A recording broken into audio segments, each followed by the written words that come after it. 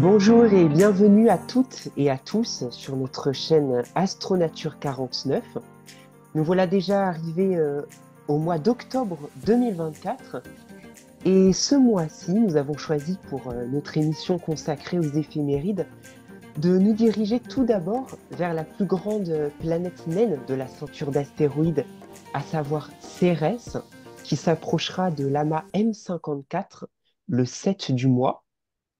Ensuite, comme promis le mois dernier, eh bien, nous reparlerons de la comète C 2023 A3 Tsushinshan Atlas, qui fera son apparition près de l'amas M5, en même temps d'ailleurs que la comète 13P Olbers, le 15.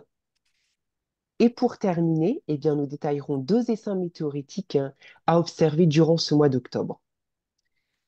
Pour parler de ces événements célestes, eh bien, je me trouve en compagnie de Robin et de Mathieu, donc astronomes amateurs. Et sans plus tarder, eh bien, nous allons commencer avec ce premier événement qui a lieu le 7 octobre. Et il s'agit donc de Cérès rendant visite à l'amas M54. Alors, où est-ce que dans le ciel cela va se dérouler et quelles sont les caractéristiques de cet événement? Eh bien, Mathieu, je te laisse la parole.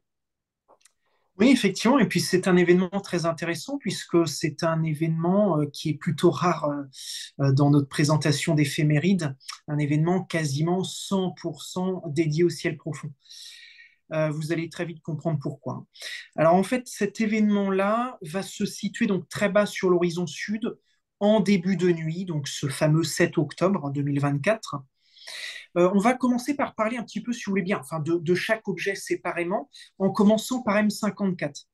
Alors M54, se trouve donc à la base de la constellation du Sagittaire, une constellation d'été, vous l'aurez sans doute reconnu, ce qui fait qu'effectivement ce 7 octobre, eh bien, cette constellation se retrouvera plutôt en début de nuit, donc très bas sur l'horizon sud, comme on vient de le dire.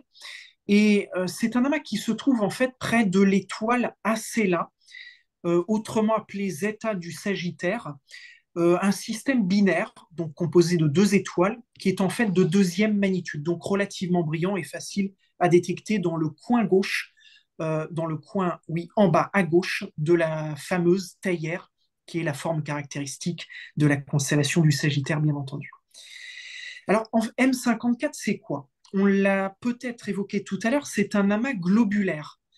Un amas globulaire, c'est un amas en fait concentrique d'étoiles où les étoiles se retrouvent sous effet de l'attraction gravitationnelle, sont donc liées les unes aux autres, et forment ce qu'on pourrait appeler un globe, en fin de compte, concentré en son centre, un petit peu plus diffus sur les bords. C'est à ne pas confondre avec un amas ouvert. Un amas ouvert peut avoir une forme beaucoup plus aléatoire, pas forcément, alors qu'un amas globulaire sera très souvent, même dans la quasi-totalité des cas, de forme concentrique. Donc ça, c'est une première différence entre les deux. La deuxième différence, c'est que les étoiles composant un amas ouvert ne sont pas forcément liées gravitationnellement, ce qui va être le cas avec un amas globulaire.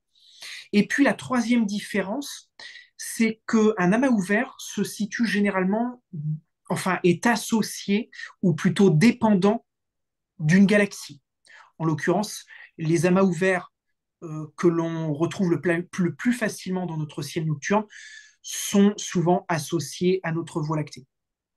Et les amas globulaires, alors, même s'ils sont effectivement associés également à notre galaxie, se trouvent en dehors de notre système galactique, contrairement aux amas ouverts qui vont se trouver à l'intérieur. Donc ça, ce sont les trois différences entre amas globulaire et amas ouvert. Alors cet amas globulaire, donc M54, il est situé à 87 000 années-lumière de nous, 60 000 années-lumière du centre de notre propre galaxie, et en orbite autour, non pas de notre Voie lactée, mais autour de la galaxie naine du Sagittaire. Alors, c'est quoi cette galaxie naine du Sagittaire? Peut-être que c'est la première fois que vous en entendez parler. Eh bien, en fait, c'est une galaxie qui est elle-même placée sous l'attraction gravitationnelle de la nôtre. Voilà. Alors, notez cependant que cet amas ouvert M54 n'appartient donc pas directement à notre Voie lactée, comme je le disais tout à l'heure. C'est d'ailleurs le tout premier objet, alors amas globulaire en l'occurrence, extragalactique, jamais découvert par le français Charles Messier en 1788. Vous aurez reconnu la numérotation M54, bien entendu. Alors l'objet de septième magnitude a beau être visible dans une simple paire de jumelles, eh bien, il n'en faudra pas moins, euh, il ne faudra surtout pas compter séparer individuellement les étoiles, composant visuellement, même avec un gros télescope amateur. Et c'est donc le plus gros astéroïde de notre système solaire, donc situé entre Mars et Jupiter, qui va s'en approcher à moins d'un demi-diamètre apparent lunaire ce 7 octobre. Alors Cérès ne sera pas toutefois facile à trouver, hein. Son petit point brillant de neuvième magnitude sera noyé dans un champ étoilé très dense, puisque situé sur le passage du cœur de la Voie lactée. Alors, l'occasion peut-être de photographier ces deux objets en même temps, dans le même champ, peut-être dans un instrument de courte ou moyenne focale.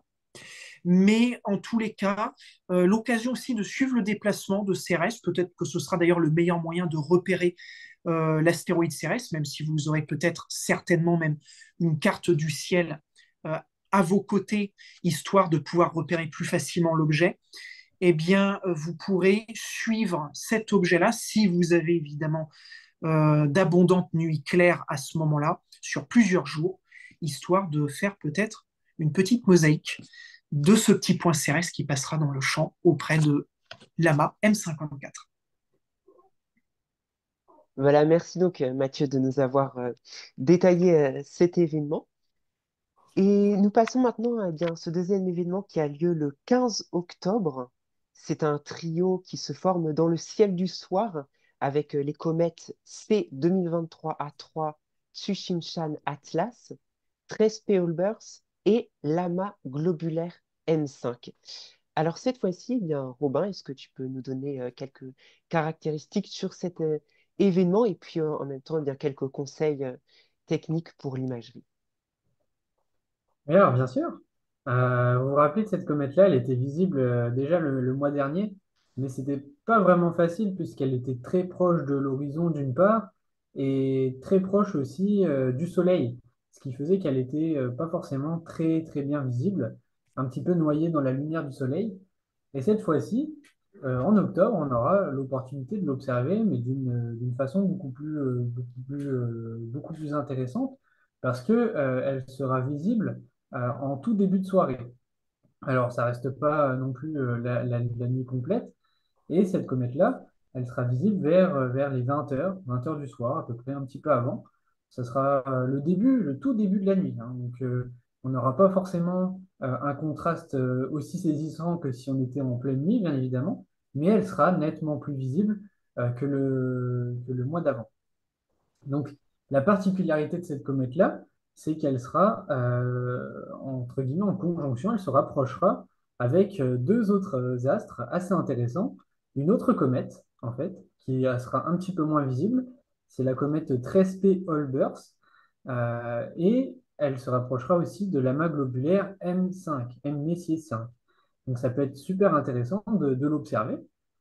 D'autant plus que voilà, elle sera visible et il faudra regarder plutôt vers l'ouest, dans la constellation vers Arcturus, du Bouvier, la constellation du Bouvier, vers Arcturus. Donc Arcturus, c'est une étoile qu'on peut très très facilement discerner à l'œil nu, même la voir, hein. C'est une des étoiles qui est une étoile très brillante. Donc, vous la verrez sans trop de problème. C'est simple, vous regarderez à l'ouest, proche de l'horizon, vous verrez une étoile qui brille plus que les autres, ça sera Arcturus.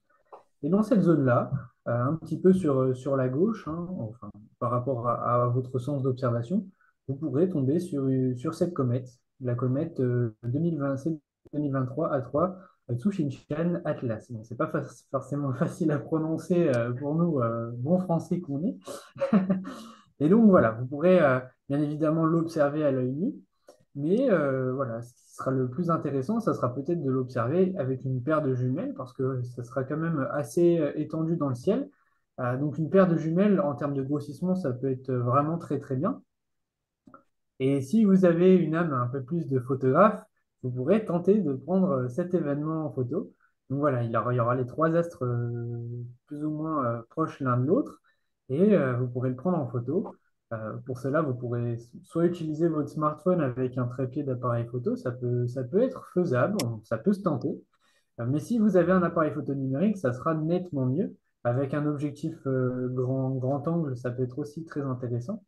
Mais si vous voulez avoir un peu plus de détails sur ce rapprochement, je vous conseille plutôt d'utiliser un objectif tel qu'un Samyang 135 ou un objectif qui a suffisamment de focale pour aller grossir dans ce champ d'image et pour révéler voilà, tous ces deux comètes et cet amas globulaire. Voilà. Eh bien, merci. Voilà donc un événement intéressant à observer et qui sera sûrement spectaculaire si on a l'occasion d'avoir un bon ciel ce jour-là. Eh bien, nous pouvons passer maintenant à ce dernier événement que nous allons vous détailler. Il s'agit eh bien, en fait de deux essaims météoritiques, donc tour à tour eh bien, les draconides puis les orionides qui vont venir enchanter nos nuits d'octobre avec des pics d'activité, donc respectivement le 8 et le 21 octobre. Et je vais laisser Mathieu nous en donner quelques détails. Oui, et avantage aux draconides cette année, puisque le 8, eh bien, elles pourront être observées presque toute la nuit en l'absence de la pollution lumineuse générée par la Lune. Alors, certes, les Orionides sont réputés plus prolifiques en météores, mais leur visibilité décalée plutôt en seconde partie de nuit et une lune qui sera à ce moment-là presque pleine et surplombant de plus leur radiant, ce 21 octobre, eh bien, auront sans doute raison de la motivation de la plupart des observateurs. Alors, ceci dit, vous aurez un mois entier pour tenter de les attraper, ces fameuses Orionides, puisque la période de visibilité s'étend de début octobre à début novembre, même si le meilleur moment, évidemment, c'est au niveau du pic qui a lieu ce 21 octobre, bien entendu. Alors, comme je le disais, avantage aux draconides, pardon. Intéressons-nous aux draconides. Pourquoi pas? Alors, les draconides, quel est le meilleur moment pour les observer? Alors, le pic de cet essaim météoritique aura lieu donc le 8. Mais en fait, le moment le plus intéressant de la saison des draconides s'étend sur quelques jours supplémentaires, en réalité du 6 au 10 octobre. Alors, quelques points de comparaison entre les draconides et les orionides pour enfoncer définitivement le clou, en tout cas pour cette année.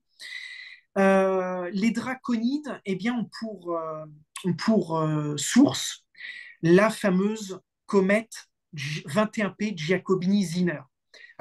Alors que les Orionides, eh bien, elles, ont pour source la fameuse, d'autant plus célèbre comète de Halley que vous connaissez certainement tous. Et puis, il y a un deuxième point de comparaison qui est leur vitesse maximale de frottement dans l'atmosphère. En fait, lorsque un météore tombe dans l'atmosphère, il va avoir une vitesse qui va en fait dépendre non pas forcément de sa vitesse initiale, ni de sa vitesse de déplacement par rapport à la Terre, mais en fait de son angle d'entrée par rapport à l'atmosphère terrestre. Et dans le cas des draconides comme des orionides, eh bien, avantage aux draconides, puisque les draconides vont s'effriter dans l'atmosphère à 20 km par seconde, alors que les orionides eh bien, vont tomber à 3 fois plus vite, 66 km par seconde. On aura un petit peu plus le temps d'apprécier les draconides que les orionides, vous l'aurez compris. Et puis, il y a autre chose encore, c'est que les draconides sont très explosives. En effet, si souvent le pic annuel ne dépasse pas les 10 météores par heure, eh bien, il arrive parfois qu'elles s'abattent en véritable tempête. Alors, ça a été le cas notamment en 1933 et 1946, avec plusieurs milliers de météores par heure. Rendez-vous compte, plusieurs milliers de météores par heure. Ce qui rendait cette tempête ces deux tempêtes parmi les plus impressionnantes du XXe siècle. Alors, plus proche de nous, en 2012, eh bien, des observateurs radars ont détecté jusqu'à 1000 météores par heure.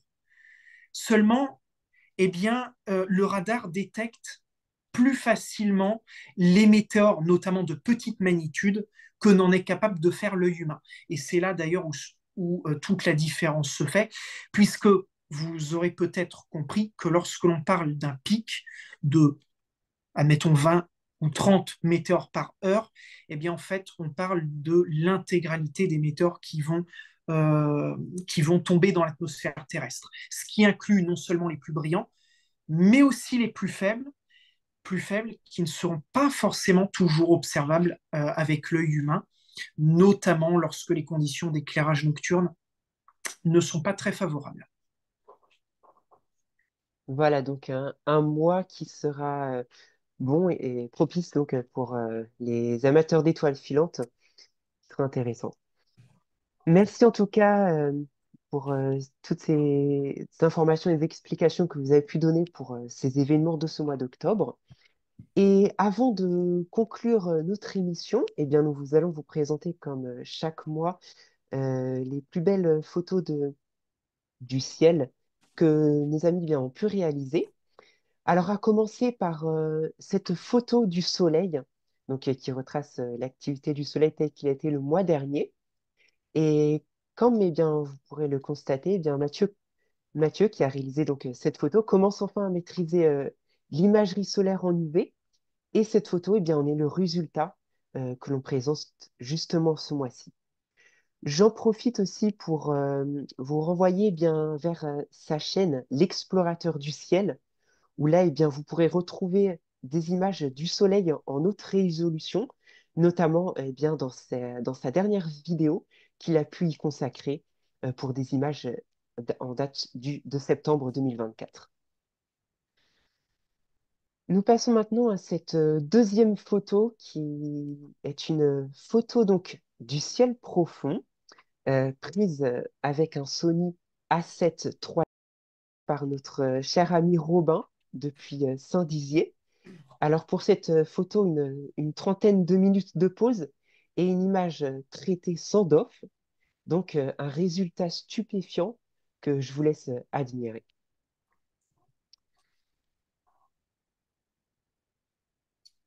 Et pour terminer, eh bien, je vous renvoie encore une fois vers la chaîne de l'Explorateur du ciel, puisque concernant l'événement de l'occultation de Saturne par la Lune, qui a été visible dans la nuit du 21 août 2024, eh bien, Mathieu a pu y consacrer une vidéo, donc avec toutes ces images, et donc bien une vidéo de cet événement.